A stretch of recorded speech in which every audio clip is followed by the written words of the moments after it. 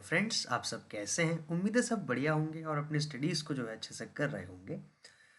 तो आज हमने एक नया कंसेप्ट डिस्कस करना है और उसका नाम है अर्ली मीजी रिफॉर्म्स। तो हमने जैसे कि कहा कि कैसे 1868 में मीजी रिस्टोरेशन जो है जापान में हो जाता है और तोकुगावा जो डायनेस्टी है, जो रेजिम है, जो लगभग 250 सालों तक वहाँ पे शासन करता है, वो हट जाता है और एक नया शासन आता है।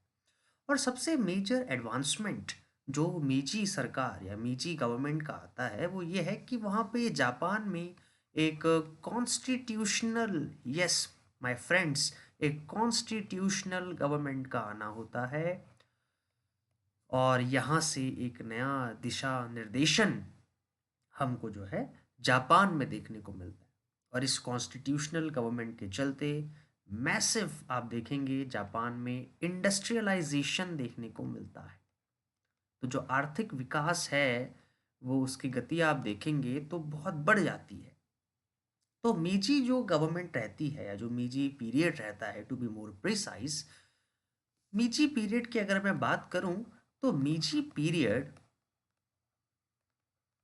ये 1868 से 1912 तक रहता है।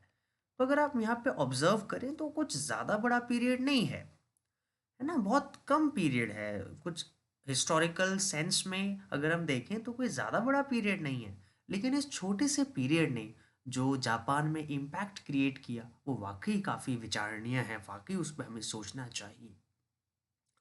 लेकिन सवाल ये है कि इनका जो एक एटीट्यूडनल चेंज जो जापानीज का रहा, क्योंकि वहाँ पे कन्फ्यूशियन सिस्टम था, तो हम सब जानते हैं कि एशियन जो कंट्रीज़ हैं, जनरली इंडिया आप देखिए, चाइना आप देखिए और बांग्लादेश आप देखिए जो आज का है, पहले तो खैर इंडियन सब कॉन्टिनेंट का ही पार्ट था, तो उनका हमेशा से एक इनवर्ड लुकिंग अप्रोच रही है। चाहे आप इंडिया की बात करें, चाहे आप चाइना की बात करें, वो खुले नहीं हैं। उनका ये मानना है कि भैया हमारी जो संस्कृति है, हमारी जो परंपराएं हैं, वो काफ़ी गौरवशील है, तो हम क्यों बाकी कल्चर्स की तरफ जाएं, क्यों हम आगे बढ़ें। लेकिन जापान में ऐसा नहीं था। जापान एकमात्र एक्सेप्शन है पूरे एशियन कॉन्टिनेंट का जहाँ पे आउटवर्ड लुकिंग अप्रोच देखी गई कि ठीक है, हम जो है खुलेंगे और हम एक्सेप्टेंस का भाव रखेंगे। तो जो ये एटीट्यूडनल चेंज हमें जापान में देखने को मिलता है, इसने काफ़ी मेजर एक सेटबैक होने से बचाया और एक sharp streak turning point Japanese history में क्रिएट करी।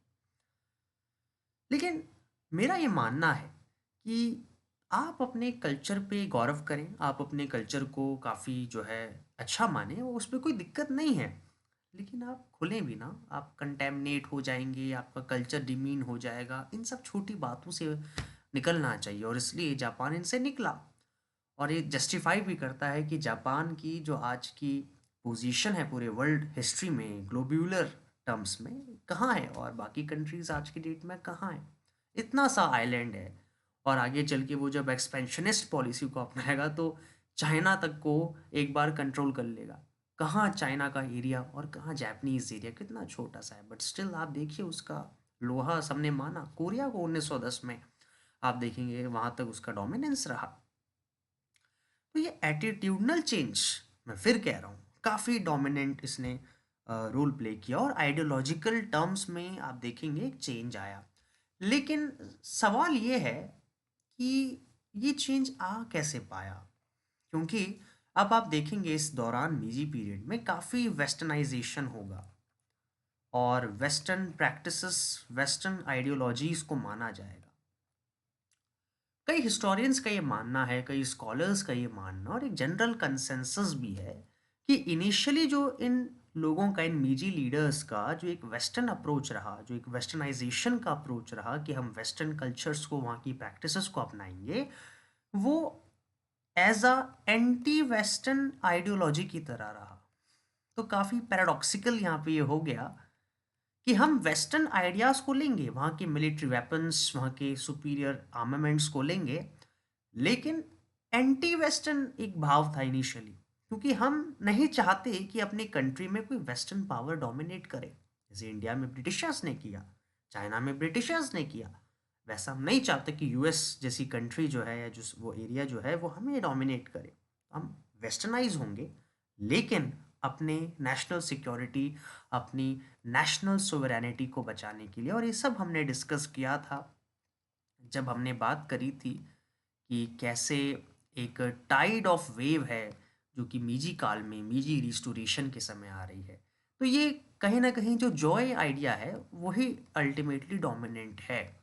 बट काइकोकू लेकर, जो काइकोकू स्कूल है उसको मान के, तो एक हाइब्रिड मॉडल है, और हाइब्रिडाइजेशन अक्सर सक्सेसफुल होता है, क्योंकि कोई भी चीज़ पूरी सही नहीं होती है, कोई भी चीज़ पूरी गलत नहीं होती है। तो ये इनिशियली रहा, बट सवाल ये है कि कैसे ये चेंज एक्सेप्ट हो पाया, कैसे लोगों ने क्या। क्योंकि देखिए, कन्फ्यूशियन से टोटली मुंह मोड़ लेना गट्स चाहिए होते हैं। ऐसा नहीं है कि एक दिन का काम है। जो इतना प्राचीन इनका कन्फ्यूशियन मॉडल है, जो कि इतनी रिजिडिटी पे बेस्ड है, हेरिडिटरी सक्सेशन पे बेस्ड है, उससे मुंह मोड़ लेना काफ़ी एक सिग्निफिकेंट रोल प्ले करता है। इसके लिए भैया जज्बा चाहिए। तो एक हिस्टोरियन है अपने पास जिनका नाम है J.W. हॉल। काफ़ी ये इम्पोर्टेंट हिस्टोरियन है जापानीज इतिहास के। तो ये कहते हैं, एक बहुत इंपॉर्टेंट पॉइंट कहते हैं कि देखिए, जापान में फ्यूडल इलीट्स का वर्ग नहीं है इस समय, अगर हम देखें। क्योंकि फ्यूडल इलीट जब हम कहते हैं तो एक ऐसा वर्ग हमारे माइंड में आता है जो ज़मीन से जुड़ा हुआ है। एज अ ज़मींदार सोचिए, भारत का जो ज़मींदार, पटवारी, ये सब होते हैं। और अगर इनको कहा जाए कि आप मॉडर्न होइए, तो इनके लिए बड़ा मुश्किल हो जाएगा, क्योंकि इनकी सारी प्रेस्टीज, इनका सारा सम्मान, इनका सारा गौरव ज़मीन से आता है। तो इनको कहना कि भैया ज़मीनें छोड़ो, तो ये नहीं छोड़ेंगे, एक रिजिड एटीट्यूड दिखाएंगे। जापान में ऐसा नहीं था। जापान में फ्यूडल इलीट जैसा कोई चीज़ नहीं थी। इनफैक्ट चाइना में भी सिस्टम था। वहाँ पे भी जो स्कॉलरली जेंट्री क्लास थी, फ्यूडल थी, ज़मीन से जुड़ी हुई थी। बट जापान में ऐसा नहीं है, क्योंकि जापान में हमने देखा है कि वहाँ पे समुराय क्लास है। और समुराय क्लास को 1600 के आसपास में जब बैटल ऑफ सेकीगारा हुआ था, तो उसको तो डिस्पोजेस कर लिया गया था। उसको तो जो है कासल टाउन, हम सब जानते हैं, उसको जो है कासल टाउन्स में शिफ्ट करा दिया। तो कोई लैंड के साथ कुछ ऐसा टाई नहीं है। तो इसलिए आप देखेंगे जब मीजी रिस्टोरेशन हुआ और जब डेमियोस को कहा गया कि भैया आप अपनी लॉर्डशिप को छोड़िए और इस सरकार में कंट्रीब्यूट करिए, मेजॉरिटी ऑफ देम ने किया, क्योंकि कोई चेंज है ही नहीं। और इसलिए इसलिए वो एक्सेप्ट करने के लिए भी रेडी हो पाए। क्योंकि जरा इसमें थोड़ा डीपर जाइए, बहुत मैं इंपॉर्टेंट बात आपसे कह रहा हूँ, इस पर थोड़ा आपको सोचना पड़ेगा, विचार करना पड़ेगा। क्योंकि होता क्या है, जब हम मॉडर्न काल की तरफ जाते हैं या जब हम मॉडर्नाइजेशन की तरफ जाते हैं, तो अल्टीमेटली जो ट्रेडिशनल हमारे आइडियोलॉजीज हैं, जो हमारा टाई अप है, चाहे सोशल टाई अप हो चाहे और दूसरा टाई अप हो, वो प्रॉब्लम पोज करता है। इसलिए दोनों साथ में नहीं चल सकता है, इट इज़ कॉन्ट्राडिक्टरी। तो फ्यूडल एलीट एक ट्रेडिशनल सिस्टम है, इसलिए ये मॉडर्न चेंजेस को एक्सेप्ट करने में असमर्थ है, ये नहीं कर सकता है। बिकॉज जापान में सिस्टम नहीं है, तो इसलिए वो मॉडर्न बेनिफिट्स ले सकते हैं। क्योंकि जब जापान में मॉडर्न चेंजेस आएंगे, क्योंकि जापान में जो प्रेस्टीज तय होती है ना, वो लैंड से नहीं होती है। जापान में जो प्रेस्टीज बनती है किसी की, वो बनती है ब्यूरोक्रेटिक पोजीशन से, हम सब जानते हैं। अगर आपके पास ब्यूरोक्रेटिक पोजीशन है, तो आपकी प्रेस्टीज तय होती है, तो आपका बेनिफिट या जो आपका एक स्टेटस सिंबल है वो तय होता है। तो आप कैसी भी कर सकते हैं, मॉडर्न होके भी और ट्रेडिशनल होके भी। तो इसलिए समुराई क्लास ने यहाँ पे कोई मेजर चेंजेस नहीं करे। अभी हम आगे देखेंगे कि इस मॉडर्नाइजेशन को कराने वाले ही एक्चुअली ये समुराई क्लास थे। और इनफैक्ट यंग समुराई तो थे ही, लो रैंक वाले तो थे ही, जो कि खफा थे, हमने डिस्कस किया। इनफैक्ट हाई रैंक वाले समुराई भी जो हैं इस चेंजेस को ला रहे हैं। मतलब ये वही बात हो गई, जो ग्रुप रेसिस्ट करने वाला था उसने भी साथ दिया, तो इसलिए कभी कोई स्ट्रगल नहीं हुआ इन हाई रैंक समुराय और इस मॉडर्न जो बूर्जुआ क्लास है जो कि राइज हो रही है सोशल हायरार्की में, इनके बीच कभी स्ट्रगल हो ही नहीं पाया। क्योंकि जो क्लास रेसिस्ट करने वाली थी उसी ने प्रमोट किया इस मॉडर्नाइजेशन को। और इसलिए जापान में एक बिल्कुल स्मूथ फ्लो से चेंजेस हुए, कोई रुकावट, कोई बाधा, कोई आडंबर नहीं आ पाया। तो ये एक बेसिक चीज़ है जो कि J.W. हॉल कहते हैं। इनफैक्ट थॉमस सी स्मिथ एक हिस्टोरियन है, थॉमस सी स्मिथ कहते हैं कि ये जो एडेप्टेशन है ना, ये ऐसा रहा कि विदाउट बायसनेस, कोई बायसनेस आपको नहीं दिखेगी। तो और हमेशा से जापान में एक रूट कॉज रहा है। जापान की खासियत ये रही है कि जापान ने हमेशा से एक कल्चरल एसिमिलेशन किया है। उसने अलग अलग कल्चर्स को माना है, उसने अलग अलग कल्चर्स की बेनिफिट्स को, पॉजिटिव ट्रेड्स को माना है। इसलिए कहते हैं कि रिजिड नहीं होना चाहिए। आपका कल्चर सुपीरियर हो सकता है आपकी नज़रों में, बट जापान ने वेस्ट की भी अच्छी बातों को लिया। वो अलग बात है कि इस समय 1868 में अगर हम खड़े हैं जापान में, तो यहाँ के जो लीडर्स हैं उनको कोई आइडिया नहीं है कि हम क्या करें। आइडिया की बात करें तो अभी उनको कोई क्लियर पाथ नहीं मिल रहा है कि हमें कितना आगे जाना है, कितना चेंजेस करने हैं, क्या क्या करना है। बट होता है ना, भगवान रास्ते बनाता है। तो समय के साथ साथ होगा, वो उन्होंने किया। क्योंकि देखिए, अचानक से तो सब कुछ माइंड में नहीं आएगा ना, लेकिन एक एक सेटअप तय हो रहा है, एक एडवांसमेंट की तरफ वो आगे बढ़ रहे हैं। और अब रियलाइजेशन हो रहा है कि यस, हमको वेस्टर्नाइजेशन की तरफ आगे बढ़ना है। हालांकि हालांकि अगर आप देखें, इनिशियली जो इनका एक एसेंस रहा, इनका एक इमोशन रहा टुवर्ड्स वेस्टर्नाइजेशन, वो एक एंटी वेस्टर्न होके ही रहा कि हम इसलिए वेस्टर्नाइज हो रहे हैं ताकि फॉरेन इन्फ्लुएंस ना आए। लेकिन आप देखेंगे 1880 तक आते आते, महज 10 साल में, 10-11 साल में मीजी रिस्टोरेशन के, आप देखेंगे जो लीडर्स हैं, मीजी लीडर्स जो कि मीजी गवर्नमेंट को बनाते हैं, वो भाई साहब हैट्स पहनने लग गए हैं जो कि यूरोपियन हैट्स हैं। इनफैक्ट बॉल रूम जो है, बॉल रूम डांसिंग को वो सीख रहे हैं। आप यकीन नहीं करेंगे, ये लोग जो हैं लीडर्स, मीजी लीडर्स की मैं बात कर रहा हूँ, ये फॉरेन लेडीज़ के साथ जो हैं जाने लगे हैं। उनकी कंपनीज में फॉरेन लेडीज़ के साथ मास्क्ड बॉल्स का यूज़ कर रहे हैं। मास्क बॉल आंखों में पहनते हैं। तो इतने वेस्टर्न हो गए हैं कि इस समय ये कहना मुश्किल है कि क्या सच में एंटी वेस्टर्न है, क्या सच में इनका back of the mind anti western sentiment है। तो ये होता है क्योंकि जब हम, देखिए, जब हम एक्सपोज होते हैं ना, तो अल्टीमेटली समय के साथ साथ हमारी आइडियाज़ में भी परिवर्तन आता है। और ये जापानीज लीडर्स के साथ हो रहा है। तो शुरुआत में तो एंटी वेस्टर्न थे, समय के साथ साथ आप देखेंगे कि ये टोटली वेस्टर्न हो रहे हैं, प्रो वेस्टर्न हो रहे हैं। तो ये एक क्रक्स है जो कि हमें देखना पड़ेगा। नाउ अगर हम बात करें कि लीडरशिप कहाँ से आ रही है, लीडरशिप जो है, जैसे कि हमने कहा, ये यंग जो समुराई क्लास है, यंग समुराई क्लास वो लीडरशिप देती है। अगर मैं लीडर्स की बात करूं तो यंग समुराई क्लास हो गई। इनफैक्ट ये तो थे ही, क्योंकि जाहिर सी बातें खफा थे। लेकिन ओल्ड समुराई क्लास, जैसे कि मैंने आपसे कहा, जो कि एक मेजर टर्निंग शिफ्ट रहा। उसके साथ साथ जो मिलिट्री सुपीरियॉरिटी है वो इन्होंने एक्सेप्ट करी और चाहा कि हम भी अब थोड़ा एडवांस होंगे और कहीं ना कहीं हम आगे बढ़ेंगे। तो ये एक बेसिक एक फ्रेमवर्क चल रहा है जो कि आप देखेंगे कि कैसे एक प्लेटफॉर्म सेट हो रहा है मीजी रिफॉर्म्स के होने के लिए, मीजी रिफॉर्म्स के आगे बढ़ने के लिए। नाउ अब बात हम करेंगे एक पर्सनैलिटी की, और वो मेजर पर्सनैलिटी हैं जो जापान में उभर के आती हैं। इनका नाम है फुकुजावा युकिची। आप पिक्चर देख सकते हैं इनकी। और एक राइटर थे बाय प्रोफेशन। प्रोफेशन से ये बंदे जो हैं, एक जनाब जो हैं, ये एक राइटर थे। और मैं कहूँ, अगर किसी ने जमकर क्रिटिसाइज़ किया हो कन्फ्यूशियन एथिक्स को, कन्फ्यूशियन ट्रेडिशनल जापानीज़ आइडियोलॉजी को, वो यही जनाब थे। इन्होंने इतना खुल के लिखा, इतना खुल के लिखा कि कल्पना ही करना उस समय बड़ा मुश्किल था। इनका जो जीवन काल रहा, ये 1835 से 1901 तक इनका समय रहा। और आप यकीन नहीं करेंगे, इन्होंने बहुत जम के क्रिटिसाइज़ किया है जापानीज़ ट्रेडिशंस को। मतलब अपने परंपराओं को क्रिटिसाइज़ करने के लिए भी गट्स चाहिए होते हैं, हिम्मत चाहिए, साहस चाहिए होता है, जो इन पे था। आप देखेंगे इन्होंने अपनी ऑटोबायोग्राफी, एक लो रैंक समुराई फैमिली से आते थे, तो एक लो रैंकिंग फैमिली से आते थे समुराई के, लो रैंक समुराई फैमिली से ये आते थे। तो इनकी एक ऑटोबायोग्राफी है। अपनी ऑटोबायोग्राफी में लिखते हैं कि ये बहुत एक्सेप्शनली टैलेंटेड बंदे थे। मतलब बहुत अच्छे पढ़ाई में थे और बहुत अच्छे थे। मतलब स्कूल में इनके बराबरी का, टक्कर का कोई था नहीं।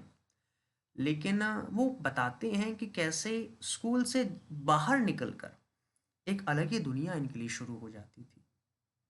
मतलब आप ये यकीन नहीं करेंगे कि ये रैंक का जो डिस्क्रिमिनेशन था जापान में इस हद तक था कि ये प्रोफेशनल तो था ही, बट पर्सनल लाइफ में भी काफ़ी इसका इन्फ्लुएंस रहा।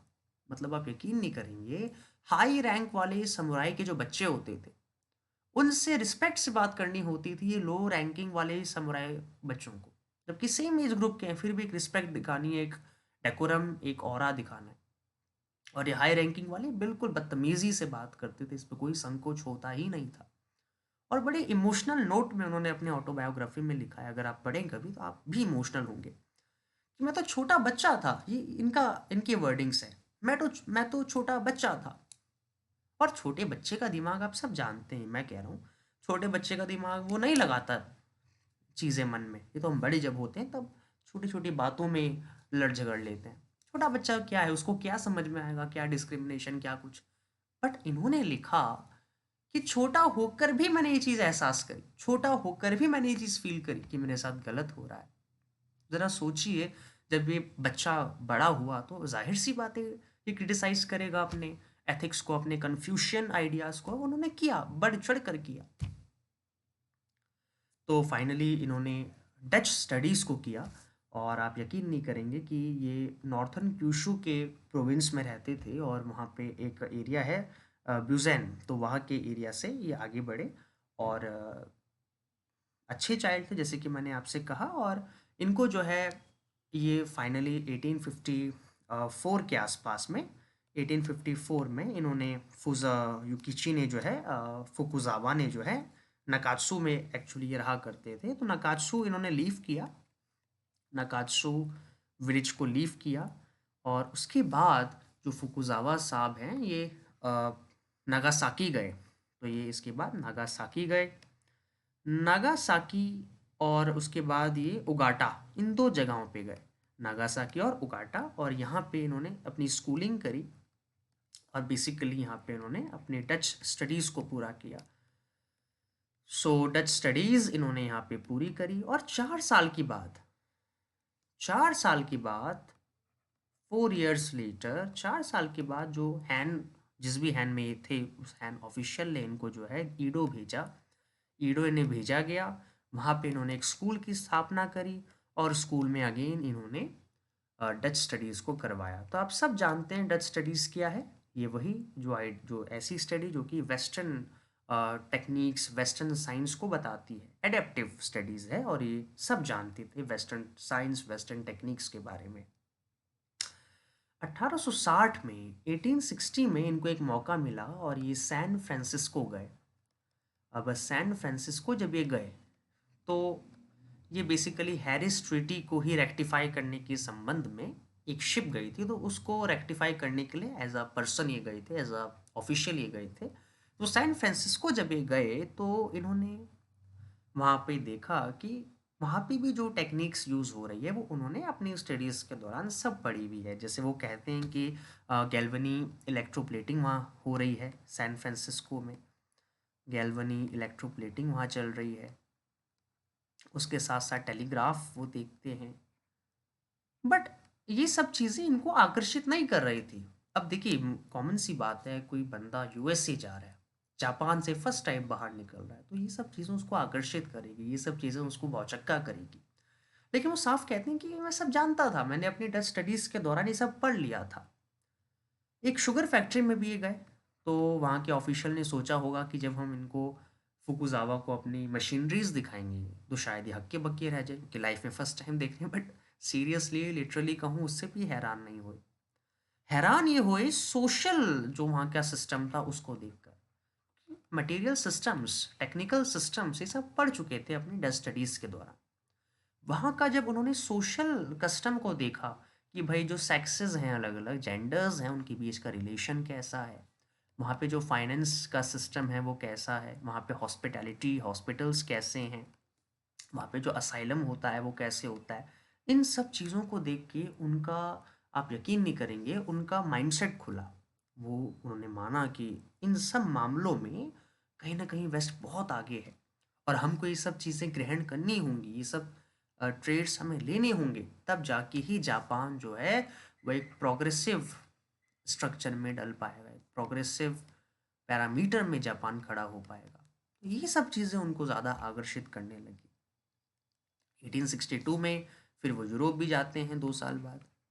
यूरोप में जाने का अवसर इन्हें मिलता है और उसके बाद दोबारा 1867 में वो अगेन यूएसए जाते हैं, अमेरिका जाते हैं और इन सब चीज़ों से उनका जो अपना एक पहलू है वो उभर के आता है। वो अपना माइंडसेट को और ब्रॉड करते हैं और कहीं ना कहीं वो लिखने लगते हैं फिर।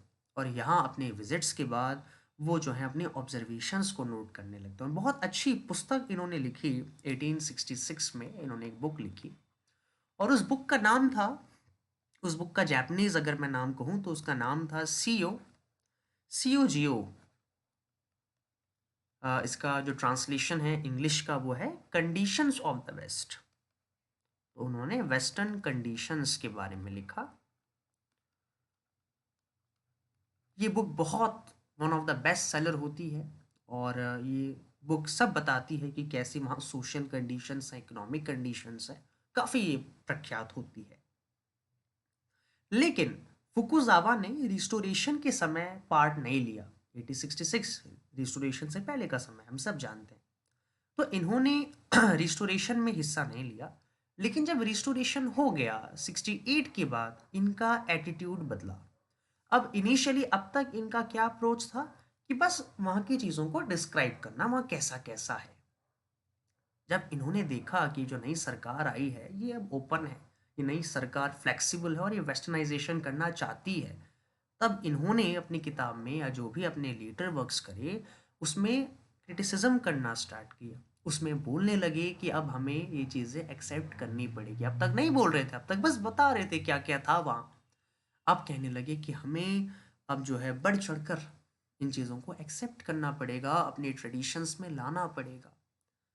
और जो इनफैक्ट ये स्कूल जब ईडो में चलाते हैं आगे चल के यूनिवर्सिटी में वो स्कूल कन्वर्ट हो जाता है जिसका नाम था कायो यूनिवर्सिटी। तो कायो यूनिवर्सिटी वो आगे चल के ईडो का स्कूल इनका बन जाता है। तो यहाँ से इनका एक ट्विस्ट होता है, यहाँ से इनका जो है एक अप्रोच में चेंज आता है। इनकी एक फेमस ट्रीटाइज है जिसका नाम है, अगर मैं जापानीज नाम आपसे कहूँ तो ग्रेकुमन नो सुसोमे। ये जापानीज है और इसका जो ट्रांसलेशन है वो है an encouragement of learning, an encouragement of learning. तो ये इनका एक जापानीज ट्रीटाइज था, एक ट्रीटाइज से लिखते हैं और इसमें ये सब कहते हैं कि बहुत अच्छी स्टेटमेंट इन्होंने इसमें लिखी कि स्वर्ग ने इंसान को इंसान से ऊपर नहीं बनाया है और ना ही किसी इंसान को इंसान से नीचे बनाया है। ये तो हम अपनी पोजीशन तय करते हैं अपने यूटिलिटेरियन नॉलेज से। जितना हम ज्ञान ग्रहण करेंगे उससे हमारा ओहदा, उससे हमारा एक स्ट्रक्चर तय होगा। ये बहुत अच्छी स्टेटमेंट इन्होंने इस ट्रीटाइस में लिखी और ये भी कहा कि हमें इस हेरिडिटरी स्टेटस से आगे निकलना पड़ेगा। उसको क्रिटिसाइज किया जो लेट तोकुगावा में डेवलप होने लगा। दूसरा इनका वर्क था, एक ट्रीटाइज तो ये थी, बाद में जो इन्होंने एक और अपना वर्क लिखा जिसका नाम था an outline of civilization. An outline of civilization इनका वर्क था। इसमें ये यही कहते हैं कि जापान की जो ये बुरी स्थिति हुई है आज की डेट में, ये बिकॉज जो हम हमारा फैमिली स्ट्रक्चर है उसके कारण हुई है। फैमिली स्ट्रक्चर को, जो जापानीज फैमिली स्ट्रक्चर है उसको ये रिस्पॉन्सिबल बताते हैं जापान की हुई हुई दुर्दशा के लिए।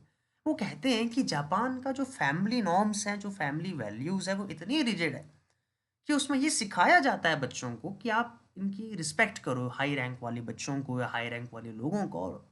और ना ही उसमें बच्चे को क्वेश्चन करने दिया जाता है। इतना स्ट्रिक्ट सिस्टम ये जापान का है, ट्रेडिशनल, जिसके कारण जो स्कोप है इंडिपेंडेंस का वो ख़त्म हो जाता है लो रैंकिंग वाले बच्चों के लिए। और जहाँ इंडिपेंडेंस चला गया वहाँ सिविलाइजेशन, जो मॉडर्न सिविलाइजेशन है वेस्टर्नर्स की या वेस्ट की, वो कभी नहीं आ सकती है। तो ये सारी बातें, ये कितनी गहरी बातें कह रहे हैं। और ये तभी आता है जब आप स्टडी करो। इन्होंने स्टडी किया और ये बहुत गहराई से चीज़ों को जानने लगे। अब हम बात करेंगे इसके बाद एजेंट्स ऑफ कल्चरल रेवोल्यूशन। इसको जो है ना कल्चरल रेवोल्यूशन भी कहा जाता है। तो अब हम बात करेंगे एजेंट्स कौन थे इस कल्चरल रेवोल्यूशन को करने के लिए, क्योंकि ये केवल देखिए ये केवल पॉलिटिकल अरीना का बदलना नहीं है, पॉलिटिकल सत्ता का बदलना नहीं है। ये मीजी रिफॉर्म्स या मीजी रिस्टोरेशन एक कल्चरल ट्रांसेंडेंसी का भी पार्ट है, बिल्कुल एक कल्चरल डाइवर्जेंस का भी हिस्सा है। बहुत, मैंने कहा ना, बहुत ड्रास्टिक चेंजेस जापान में हो रहे हैं। तो यहाँ से एक पर्सनैलिटी का हम जिक्र करेंगे जिनका नाम है ओकुबो तोशिमिची। आप पिक्चर देख सकते हैं इनकी। अगर मैं एजेंट्स की बात करूं कि भैया किन लोगों ने एक कल्चरल रेवोल्यूशन करवाया, तो जाहिर सी बात है जो ट्रेडिशनल एलिट्स थे, देमियो लोग, समुराई लोग, जो ट्रेडिशनल एलिट्स हैं उन्होंने ही करा एक्चुअली में। और क्लासिक एग्जाम्पल है ओकुबो तोशिमिची का। आप देख सकते हैं इनको, ये एक बहुत अच्छे देमियो थे, एक अच्छे ऑफिशियल थे, हाई रैंक के थे। इन्होंने अपनी सारी प्रिविलेजेस को छोड़ा और ये जापान के बेटरमेंट के लिए काम करने लगे। आप देखेंगे ये एरिस्टोक्रेसी जो है एक तरीके से इस समय सेल्फ रेवोल्यूशनरी, काफ़ी हिस्टोरियंस उसको कहते हैं, क्योंकि देखिए अपने ओहदे को छोड़ना, अपने प्रिविलेजेस को छोड़ना छोटी बात नहीं है। इसलिए जापान इतना आगे है ना आज के डेट में। गट्स होते हैं, मैं बार बार ये शब्द कह रहा हूँ, हिम्मत चाहिए होती है। ओकुबो साहब जो हैं ये अब्रॉड जाते हैं 1871 में।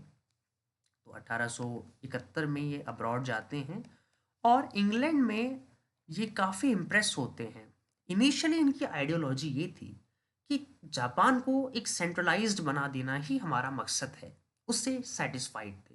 लेकिन जब ये इंग्लैंड गए, इन्होंने वहाँ की टेक्सटाइल इंडस्ट्रीज़ को देखा, आयरन एंड स्टील इंडस्ट्री को देखा, वहाँ की ट्रांसपोर्टेशन को देखा, लिवरपूल में देखा, न्यू कासल में देखा, शेफील्ड में देखा, इनफैक्ट मैनचेस्टर में जब ये गए तो उनको लगा भाई साहब अभी तो हम कुछ भी नहीं है, केवल सेंट्रलाइजेशन करके, केंद्र शासित करके तो कुछ हो नहीं सकता है। हमको फंडामेंटली अपने नॉर्म्स को बदलना पड़ेगा। फंडामेंटली हमें अब जो है एडमिनिस्ट्रेटिव प्लस लीगल रिफॉर्म्स लाने होंगे, कानूनन तौर में भी अब हमें आगे बढ़ना होगा। तब जाके ही जो है हम प्रोग्रेस कर सकते हैं और वेस्ट के साथ अपने आप को कंपेयर कर सकते हैं। अभी तो हम बिल्कुल एक प्राइमरी लेवल में। तो 1868 से उन 1868 से 1894 तक का जो मीजी का समय रहा, इनिशियली उनका फोकस यही था कि जो वो अनइक्वल ट्रीटी है उसको सही किया जाए, उसको जापान के लिए फेवरेबल बनाया जाए। क्योंकि हम सब जानते हैं अनइक्वल ट्रीटी ने जापान को एक सब सर्वेंट बना दिया, एक सेमी कॉलोनियल स्टेटस में बना दिया। तो पहला जो इनका मेन उद्देश्य था, जो इनिशियल कुछ ईयर्स में रहा, वो यही रहा कि हमें इस अनइक्वल ट्रीटी को रिवाइज करना पड़ेगा। और वो कैसे होगा? अब देखिए, सीधा झगड़ा नहीं ले सकते हैं और जापान अभी इस हालत में नहीं है कि वो सीधा अगर वॉर भी करे तो उनको दबा के उनसे ज़बरदस्ती इसको ठीक करवा ले। एकमात्र रास्ता जो जापान के पास था वो यही था कि वो इन फॉरेनर्स को प्लीज करे, इन फॉरेनर्स को प्लीज करे, है ना, इनकी बटर पॉलिश, क्या कहते हैं, मक्खन पॉलिश, है ना, वो सब करे। और उनको करना पड़ा। तब जाके ही उन्होंने फिर वहाँ की वेस्टर्न डिप्लोमेट से बात करी और तब उनको रियलाइज़ हुआ कि जब हम अपने में चेंजेस करेंगे तब जाके शायद ये मान जाएं कि हाँ अब ये वेस्टर्न अप्रोच में जा रहे हैं, तो अब थोड़ा सा इनको रियायत दे दी जाए। तो एकमात्र रास्ता जापानीज के पास यही था ना। एंड देन ये सब तो था ही, ये सब तो था ही। उसके बाद ये लीगल चेंजेस करने लगे। तो अगर मैं लीगल चेंजेस की बात करूं जो जापान ने इस समय अंडरटेक किया, तो लीगल चेंजेस में जैसे कि आप देखेंगे, नंबर वन, एक फ्रेंच जूरिस्ट थे, एक फ्रेंच जूरिस्ट थे जिनका नाम था बोसेनेड, बोसोनेड इनका नाम था। इन फ्रेंच जूरिस्ट को जो है, इनका पूरा नाम था बोसनेट दी फॉन्टारबी। तो इनका नाम था बोसनेट दी फॉन्टारबी। तो इनको जो है बुलाया गया और इनकी हेल्प ली गई कंपाइल करने में जो वहाँ का सिविल और लीगल कोड्स होते हैं या जो पीनल कोड्स होते हैं उन्हें कंपाइल करने में हेल्प करेगी। तो कॉन्स्टिट्यूशनली आप देखिए कॉन्स्टिट्यूशन बनाया जा रहा है, चेंजेस हो रहे हैं। ऐसे ही अगर आप देखेंगे तो एक ग्रीक जर्मन एक्चुअली एक जर्मन लीगल एक्सपर्ट थे जिनका नाम था हरमन रॉसलर। तो हरमन जो है रॉसलर, इनको बुलाया गया रॉसलर साहब को, और इनसे जो है कमर्शियल कोड को फ्रेम करवाया गया। एक कि कमर्शियल कोड है उसे इन्होंने फ्रेम किया। तो आप देखिए लीगल तौर पे ये सारी चीज़ें हो रही हैं। इनफैक्ट आप देखेंगे तो ऑर्डिनेंसेस जो थे, जो कहते थे कि जो नेकेडनेस है, पब्लिक नेकेडनेस, क्योंकि जापान में पब्लिक नेकेडनेस थोड़ा बहुत चलता था। इनफैक्ट कॉमन बाथिंग भी जापान में चलती थी, लेकिन अगेन वेस्ट इसको सही नहीं मानता था। तो ऐसे ऑर्डिनेंसेस बनाए गए कि आप भी जो हैं जापानीज लोग, नेकेडनेस हो गया या कॉमन बाथिंग हो गई, इनको आप सही तरीके से, इनको भी आप उन्हीं की नज़रों से देखें, इनको भी आप गलत माने। ज़रा सोचिए, वेस्टर्नर्स को इन्फ्लुएंस करने के लिए उन जैसा लाइफ स्टाइल ये डेवलप कर रहे हैं, अपने लॉस को वैसे ही मॉडिफाई करें ताकि वेस्ट के लोगों को थोड़ा अच्छा लगे। और ये इनके पास एकमात्र चारा था कैसे ये अपने आप को रिवाइव करें। तो ये सारे लीगल टैक्टिक्स में पढ़कर ये उनको प्लीज करने का किसी भी तरीके से प्रयास कर रहे हैं ताकि प्लीज हो जाएं, खुश हो जाएं और थोड़ा बहुत हमें हेल्प कर दे, हमारी इस अनइक्वल ट्रीटी से हमें थोड़ा उभार के ला जाए। और ये करना पड़ता है। देखिए जब आप एक बुरी हालत में होते हैं तो आप ये नहीं देखते हैं कि हम और क्या करें, जो बस में होता है वो करना होता है। अगर हम हाथ पे हाथ धर के बैठ जाएंगे तो शायद ही फिर आप कुछ कर पाए। इसलिए यस, तो इसलिए आपको करना पड़ता है।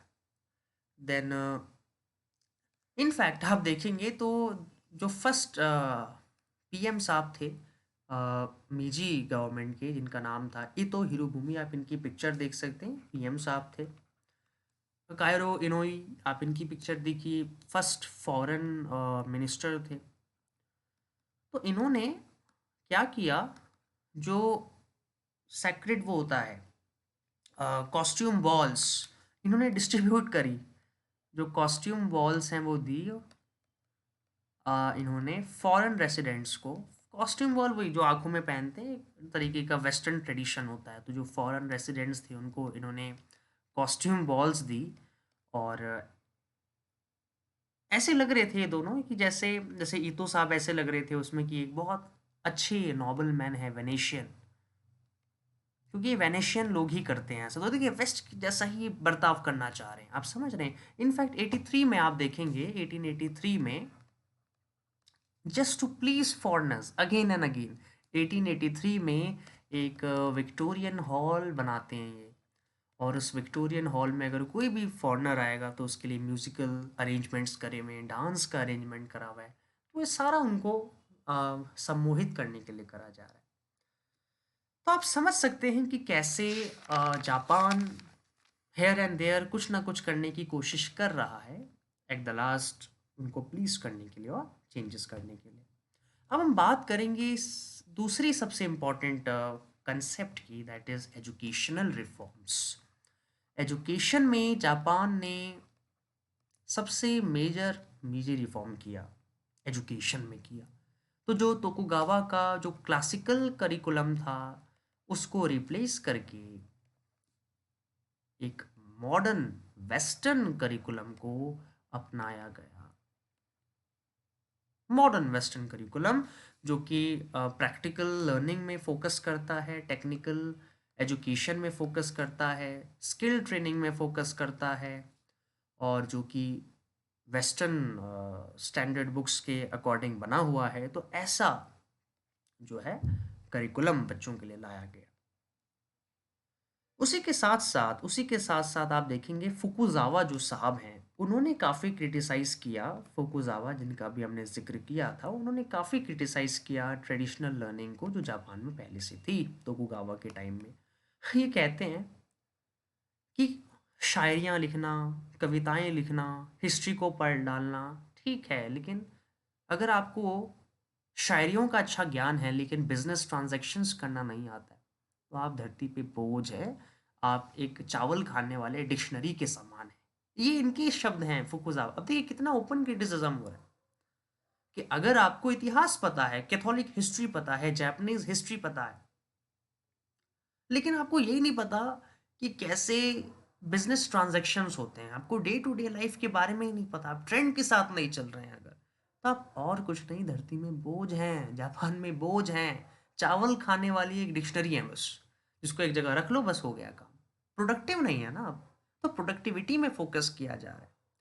और काफ़ी खुल के ये सारी चीज़ें कह रहे हैं, और यही वो कहते हैं कि education is not learning the facts. Education जो है लाइफस्टाइल को डेवलप करने का मैकेनिज्म है।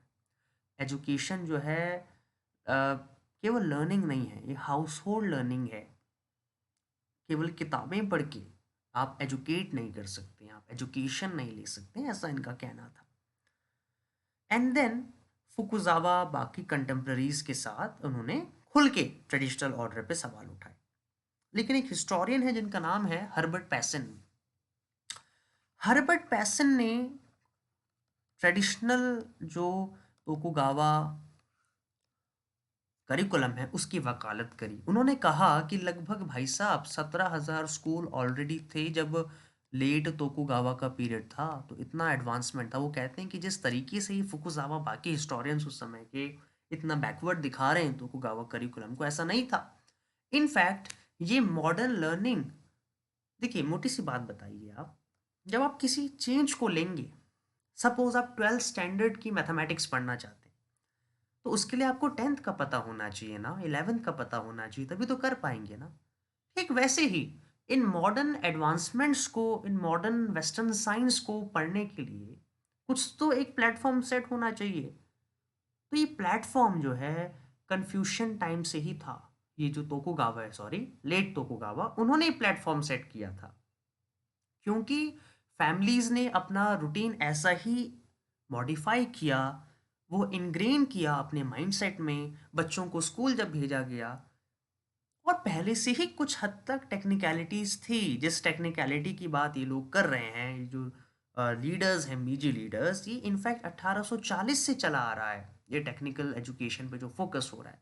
तो क्योंकि एक बेस था, ऐसा हर्बर्ट पैशन का कहना है, क्योंकि एक बेस था, इसलिए ये चेंजेस वो अडेप्ट कर पाए। अगर ये बेस ही ना होता, अगर वाकई में तोकुगावा के टाइम में कुछ होता ही नहीं, तो क्या आपको लगता है ये वेस्टर्न साइंस, ये वेस्टर्न एजुकेशन ये लोग ले पाते? नहीं ले पाते। तो क्योंकि तोकुगावा में इनिशियली था, एक रूट था, एक चेंजेस थे, एक लेवल लोअर लेवल में, इसलिए चेंजेस हो पाए। इसलिए ये western education, modern science, modern education को ये पा पाए, एक्सेप्ट कर पाए। इनफैक्ट वो ये भी कहते हैं कि लिटरेसी रेट लगभग 40 से 50% जो भी मेन होते थे कॉमन फैमिली के, वो स्कूल जाते थे, और लगभग सारे ही समुराई के बच्चे स्कूल जाया करते थे। तो सोचिए जो करिकुलम है इस तरीके से डेवलप हो रहा था, और वो तोकुगावा ने अच्छे से किया, ऐसा इनका कहना है। और यकीन, और ये भी एक आर्गुमेंट दिया जाता है कि तोकुगावा की जो फुकुजावा साहब है, ये जो बाकी कंटेम्प्रेरीज हैं जो ये क्रिटिसाइज कर पा रहे, इतनी खतरनाक स्टेटमेंट दे पा रहे हैं, ये भी इसी तोकुगावा क्लासिकल करिकुलम का ही प्रोडक्ट हैं। तो यही तोकुगावा एजुकेशन ने फुकुजावा जैसे लोगों को प्रोड्यूस किया है। तो उसको बिल्कुल डिमीन कर देना इज गलत, इट्स टोटली रॉन्ग, बिल्कुल गलत है। और अटेंडेंस की बात करें तो वो यही कहते हैं कि भाई साहब 13 लाख बच्चे जाया करते थे स्कूल, और 13 लाख जो है कोई छोटा नंबर नहीं है। तो आप सोच सकते हैं कि काम तो भैया हुआ है, उसको बिल्कुल ही डिमीन कर देना गलत है, वो सही बात नहीं है। और एसिमुलेट वो तभी तो कर पाए ना जब एक इनिशियल लेवल पे एक मोमेंटस था, एक मोमेंटम था, और वो तोकुगावा ने किया। आरपी दोरे, आरपी दोरे एक और हिस्टोरियन है जो इसी एजुकेशन को लेके लिखते हैं काफ़ी अच्छे से। और वो कहते हैं कि कैसे फैमिलीज़ में ये सिखाया जा रहा है, इनफैक्ट स्कूल लेवल से बच्चों पे बात डाली जा रही है कि आप फेल मत होइएगा। फेलियर को एज अ शेम दिखाया जा रहा है, एक शेम की तरह बच्चों पे डाला जा रहा है। और एक एविडेंस के साथ वो कहते हैं कि एक क्लासिकल दिमोयर है, जिसमें एक स्टोरी है 3 बच्चों की, जिसमें वो इलेबोरेट करते हुए कहते हैं आरपी साहब कि उन तीनों बच्चों पे एक कंपटीशन है कि कौन ज़्यादा पढ़ेगा। इसलिए वो उनके पास खाने का भी टाइम नहीं है, पीने का भी टाइम नहीं है, और अगर हल्का सा भी वो थोड़ा बहुत इधर-उधर होते हैं, तो उनको लगता है हमारा दोस्त हमसे आगे ना निकल जाए। तो ये कॉम्पिटिशन, इंटेंस कॉम्पिटिशन का भाव जो है, ये बच्चों में डाला जा रहा है। उनको ये सिखाया जा रहा है जापान में इस समय कि अगर आप हारेंगे, अगर आप फेल होंगे, तो आपकी पेरेंट्स पे भी शेम होगी, आपके टीचर्स पे भी शेम होगी। तो आप पढ़ने की तरफ बच्चों को अग्रसर किया जा रहा है, और इलिटरेसी को, अनपढ़ता को एक ब्लाइंडनेस के समान दिखाया जा रहा है जापान में। तो इस समय आप देखिए जो कॉन्शियसनेस है कितना जापान में बढ़ता जा रहा है। और यही सब चीज़ें वो कह रहे हैं कि वोकेशनल एजुकेशन जैसी चीज़ें, टेक्निकल ट्रेनिंग जैसी चीज़ें, ये तोकुगावा के टाइम से आ गया था। तो ये एक मिनिस्ट्री ऑफ एजुकेशन फाइनली 1871 में, आप ये पिक्चर भी देख सकते हैं, 1871 में मिनिस्ट्री ऑफ एजुकेशन जो है बनाई गई। 1872 में आप देखेंगे अगले ही साल फंडामेंटल जो है कोड ऑफ एजुकेशन को फ्रेम किया गया। 1873 में क्रिश्चियन मिशनरीज भी जापान में आने लगे, और यही कुछ क्रिश्चियन मिशनरीज आगे चल के आप देखेंगे कॉलेजेस, यूनिवर्सिटीज़ में कन्वर्ट होते हैं। बाहर से आप देखेंगे एक्सपर्ट्स बुलाए गए जिसने इस मिनिस्ट्री ऑफ एजुकेशन को एडवाइस किया, जिसमें से एक थे डेविड मूरे साहब। आप अगर ये देखें, डेविड मूरे, इनको 1873 में बुलाया गया केवल और केवल एडवाइस करने के लिए मिनिस्ट्री ऑफ एजुकेशन को। तो ज़रा सोचिए, वेस्टर्न मॉडल में अभी चेंजेस ला रहे हैं, उस हिसाब से अपना करिकुलम डेजिग्नेट कर रहे हैं। और एक डेटा भी है वो जो कहता है कि लगभग 5000 तक उस समय एडवाइजर्स और टीचर्स थे जिनको बाहर बुलाया गया। और वेस्टर्न मॉडल में जैसे कि बाइफरकेटेड जो स्कूल्स हुआ करते थे, अब वो नहीं था, अब कोएड स्कूल्स का कंसेप्ट आया। ट्रांसलेशंस करे गए बुक्स के, अमेरिकन बुक्स के, और वो अब स्कूल में चलने लगे। और यही सारी चीज़ें हैं जो कि जापान को आगे बढ़ाने लगी। और अब फाइनली ये चीज़ हुई कि आप अपने फैमिली स्किल्स, जो परिवार आपको स्किल देता था, अब उसके बेसिस पे आपका हायरार्की, आपकी पोजीशन समाज में तय नहीं होगी। आपकी टेक्निकल जो स्किल हैं जो आप ग्रहण करेंगे शिक्षा लेकर, उससे आपकी जो एक पोजीशन है वो सोसाइटी में तय होने लगी। जो एक बहुत अच्छा आउटलुक था, जो बहुत अच्छा एक प्रोग्रेशन हम कह सकते हैं, जो जापान में होने लगा। बहुत सारे हमें ऐसे इंसिडेंट्स देखने को मिलते हैं जिसमें हम्बल बैकग्राउंड से लोग आते हैं और वो ऐसे लीडरशिप के रोल तक पहुंच जाते हैं केवल और केवल अपनी एबिलिटी के कारण, केवल और केवल अपनी शिक्षा के कारण, अपनी एक एबिलिटी के कारण जो उन्होंने हासिल की। तो इनफैक्ट दूरे ये भी कहते हैं कि अब पूरा वेस्टर्न कल्चर जो है लोगों में आने लगा। बीफ खाने लगे लोग, बुक अकाउंटिंग करने लगे, जॉइंट स्टॉक कंपनीज बनाने लगे। ये सारी चीज़ें अल्टीमेटली आपको एक मॉडर्न मैन की तरफ ले जाने लगी, और वो जापान था। इनफैक्ट जापान को नफरत होने लगी कोरिया से, चाइना से, क्योंकि कोरिया चाइना की ही नज़रिए से वेस्टर्नर्स जापान को देखते थे, जो जापान को नहीं अच्छा लगता था, और जापान इतना वेट नहीं कर सकता था कि कोरिया चाइना डेवलप हो। इसलिए जापान ने चाहा कि अपने आप को एशिया से ही मैं अलग कर दूं, एशिया से ही अपने आप को डाइवर्ट कर दूं, और एक अपनी सेल्फ आइडेंटिटी की तरह सामने। So this is all about the मीजी reforms जो हमने देखा, और हमने जाना कि कैसे, क्यों जापान जो है आज जापान है, वो है क्योंकि जापान ने एक नया रूल दिखाया। ठीक है, जापान जो है वो इसलिए नहीं जाना जाता कि उसने अपने ट्रेडिशंस पे स्टिक रहा, बल्कि वो इसलिए जाना जाता है कि भैया उसने काम किया, है ना, उसने भैया आगे बढ़ा है, वो अपने ट्रेडिशंस पे स्टिक नहीं रहा। सो उम्मीद है आपको वीडियो पसंद आई होगी। Till then, good bye, thank you.